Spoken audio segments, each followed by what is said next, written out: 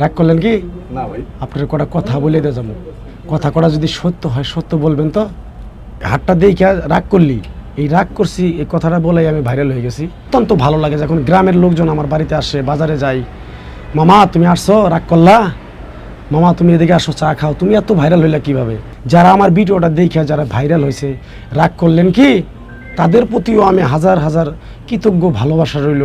আমার যে প্রিয় কলিজার ভাই বোনেরা আছে আমার ভিডিওটা যে দেখে, অনেক আমি গর্বিত। যেমন আমার ফ্যামিলি থেকে বলতেছে যে তোমাকে তো অনেক মানুষে আমাকে বাড়িতে ফোন দিচ্ছে, ঢাকায় ফোন দিচ্ছে। তা আসলে আমি যে ভাইরালটা হয়েছি এটা তো আসলে আমি একটা শিক্ষামূলক ভিডিও নিয়ে ভাইরাল হয়েছি, আসলে আমি কোনো খারাপ কোনো কন্টেন্ট নিয়ে ভাইরাল হইনি।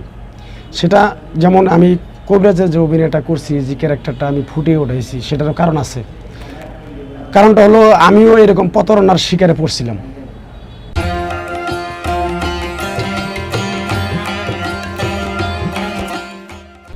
আমাকে প্রথম 10 টাকা চাইছে, দিয়ে আমাকে ঘাস দিছে, ঘাস দেওয়ার পর আমাকে তাবিজ দিছে, দেওয়ার পরে আমি তাদেরকে 9,000 টাকা দিছি।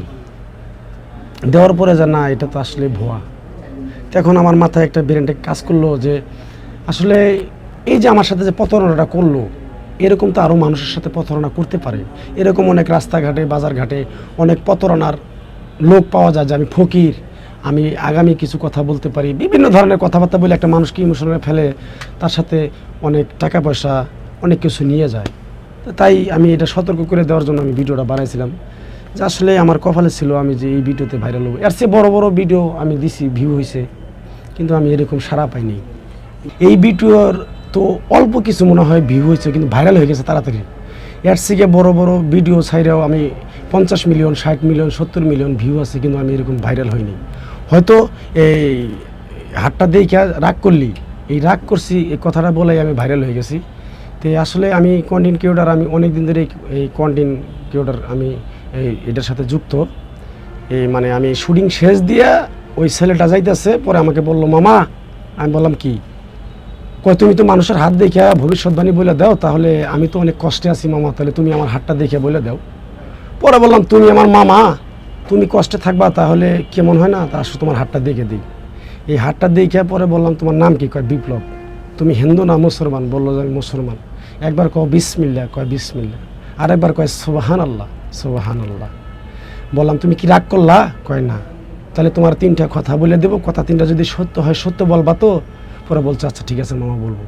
3টা কইতে যায় 6টা কথা, 7টা কথা বলছি। 7টা কথাই ওনার সাথে আমার কথার সাথে এক হয়ে গেছে। এখন এটা মানুষ ভাবছে যে আসলে আমি রিয়েলি কবিরাজ। আমি কিন্তু রিয়েলি কবিরাজ না, আমি একজন অভিনেতা, প্লাস আমি মিডিয়াতে কাজ করি, ছোট একজন ক্ষুদ্র শিল্পী হিসেবে দাবি করি। এইটাই। অনেক ধরনের অনেক মানুষ সমালোচনা করছে আমার ফ্যামিলিতে, যে ক্লিক লাগাইছে, যে বলছে যে এখানে গেলে পরে তোমার জামাই আরেক জায়গায় বিয়ে করবে, তুমি যাইও না, যাইতে দিও না। পরে বিষয়টা আমার বউ বিশ্লেষণ করে দেখে যে না আসলে আমার জামাই যে আমার হাজব্যান্ড যে কাজ করতেছে এটা তো কাজের ক্ষেত্রেই করতেছে, টাকার বিনিময়ে করতেছে, তার তো কোনো নারীর প্রতি কোনো আসক্ত নাই।